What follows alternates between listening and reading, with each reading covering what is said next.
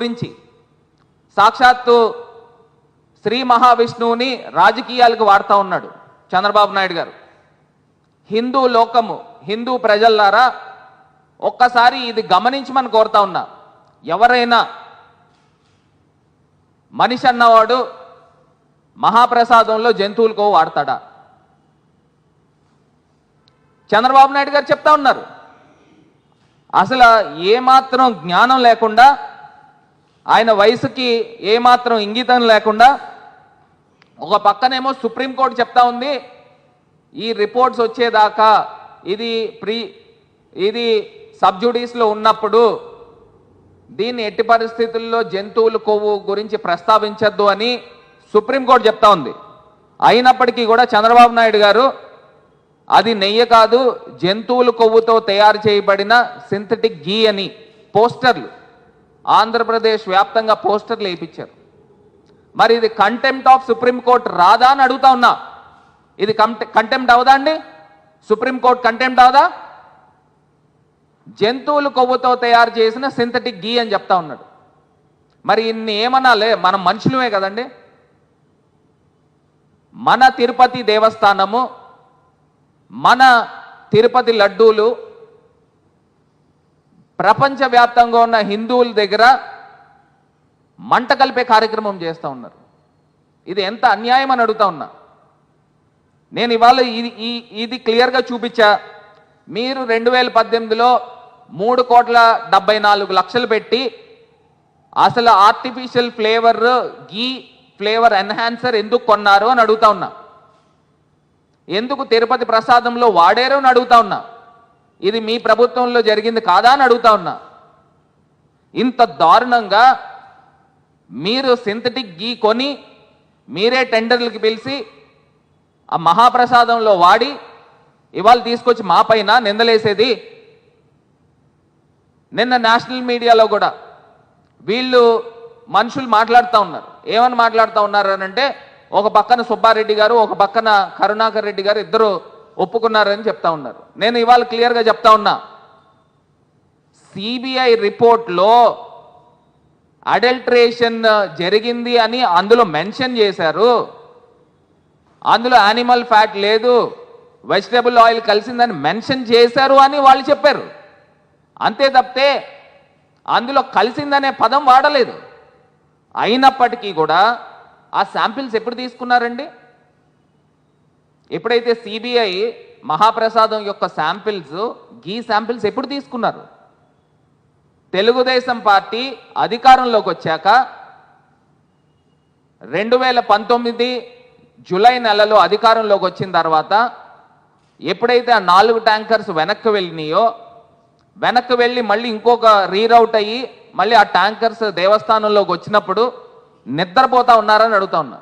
అప్పుడు తీసుకున్న శాంపిల్స్ అంటే తెలుగుదేశం అధికారంలో ఉన్నప్పుడు తీసుకున్న శాంపిల్స్, మా ప్రభుత్వం అధికారంలో ఉన్నప్పుడు తీసుకున్న శాంపిల్స్ కాదు. ఇవాళ సుబ్బారెడ్డి గారు సుప్రీంకోర్టుకి ఎందుకు ఆశ్రయించారండి? అంటే నిజంగానే గనక మేమే తప్పు చేస్తే మమ్మల్ని విచారించండి అని చెప్పి సుప్రీంకోర్టుకి వెళ్తారా? మేము నిక్కచ్చిగా ఉన్నాం కాబట్టి, మేము తిరుమల తిరుపతి దేవస్థానం పైన అపారమైన నమ్మకం ఉంది కాబట్టి మేము సుప్రీంకోర్టును ఆశ్రయించాం.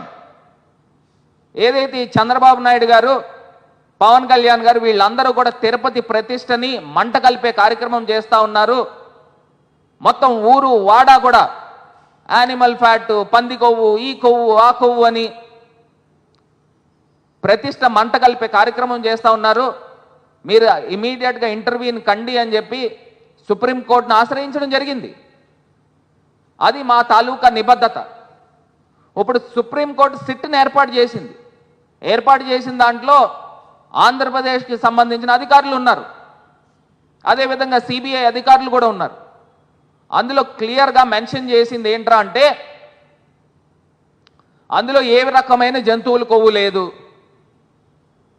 ఏదైతే శాంపిల్స్ వీళ్ళు కలెక్ట్ చేశారో ఆ కలెక్ట్ చేసిన శాంపిల్స్ తెలుగుదేశం హయాంలో జూలై 2024లో, అంటే తెలుగుదేశం పార్టీ అధికారంలో ఉంది, తెలుగుదేశం పార్టీ తాలూకా బోర్డు అక్కడ ప్రజెంట్ అయ్యి ఉంది. మరి అదేవిధంగా తెలుగుదేశం పార్టీ నియమించిన ఎగ్జిక్యూటివ్ ఆఫీసర్ ఉన్నారు. మరి వీళ్ళందరూ ఉంటుండగా ఆ శాంపిల్స్ మళ్ళీ రీరౌట్, ఆ ట్యాంకర్స్ మళ్ళీ రీరౌట్ అయ్యి ఏ రకంగా మహాప్రసాదంలో వాడతారని ప్రశ్నిస్తా ఉన్నా. దానికి సమాధానం ఉండదు, దానిపైన యాక్షన్ ఉండదు, దానిపైన ఈవోని సస్పెండ్ చేయరు. మీ ప్రభుత్వం టీటీడీ బోర్డు పైన యాక్షన్ తీసుకోరు. ఎందుకు తీసుకోరండి? ఇంత అన్యాయం జరుగుతున్నప్పుడు. ఇప్పుడు శాంపిల్స్ సిబిఐ తీసుకున్న శాంపిల్స్ కూడా ఎన్డీఆర్ఐకి కానీ ఎన్డీడీబీకి కానీ పంపించి తెలుగుదేశం అధికారంలో ఉన్నప్పుడు తీసుకున్న శాంపిల్స్. ఇప్పుడు ఎవరిపైన కేసులు కట్టాలని అడుగుతా ఉన్నా. ఇంత దుష్ప్రచారం చేసినప్పుడు చంద్రబాబు నాయుడు గారి పైన, పవన్ కళ్యాణ్ గారి పైన వీళ్ళు దోషులు కాదండి?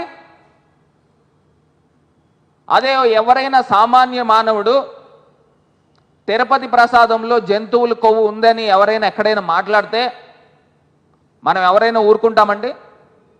ప్రజలు ఎవరైనా ఊరుకుంటారా? చెప్పు తీసి కొడతారు. అలాంటిది రాష్ట్రానికి ముఖ్యమంత్రులుగా పనిచేసిన వ్యక్తులు, ఆ దేవాది దేవుడు శ్రీ మహావిష్ణువు వెంకటేశ్వర స్వామి యొక్క ప్రతిష్టని భంగం కల్పించే కార్యక్రమం చేస్తూ ఉన్నారు. ఇది ఎట్టి పరిస్థితుల్లో కూడా ఒప్పుకునే సమస్య లేదు. ఇది కాక ఇదే తెలుగుదేశం పార్టీ ఒక స్మియర్ నెగటివ్ క్యాంపెయిన్ నడుపుతా ఉన్నారు. ఈ క్యాంపెయిన్లో ఏంటంటే ఒకటే ట్వీట్, ఒకటే సబ్జెక్ట్, మ్యాటర్ ఒకటే, వ్యక్తులు మారుతూ ఉన్నారు, పేర్లు మారుతూ ఉన్నాయి.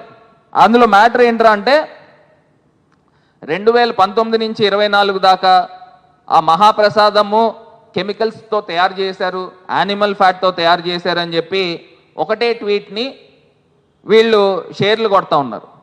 అది ఒకటే కాదండి, ఇంకొకటి కూడా ఏంటంటే, ఇంకొక ట్వీట్లు ఏంటంటే ఒక campaign, negative campaign.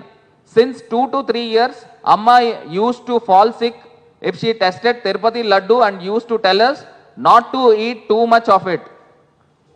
We have put in on her general paranoia and she has 100 complaints about the hygiene everywhere అని చెప్పి ఒకటే మెసేజ్ని రకరకాల పేర్లతో ఒక ఫాల్స్ నెరేటివ్ డ్రైవ్ చేస్తూ తిరుపతి ప్రతిష్టని భంగం కల్పించే కార్యక్రమము వీళ్ళు చేస్తూ ఉన్నారు. తెలుగుదేశం ఒక రాంగ్ క్యాంపెయినింగ్ విల్ఫుల్గా ఇలా చేస్తూ ఉన్నారు. మరి ఇలాంటి వ్యక్తుల్ని ఏం చేయాలని అడుగుతా ఉన్నా. ఇంత దారుణమా? నిజంగా మాకు తిరుమల తిరుపతి దేవస్థానం పైన అపారమైన భక్తి నమ్మకాలు ఉన్నాయి కాబట్టి జగన్మోహన్ రెడ్డి గారు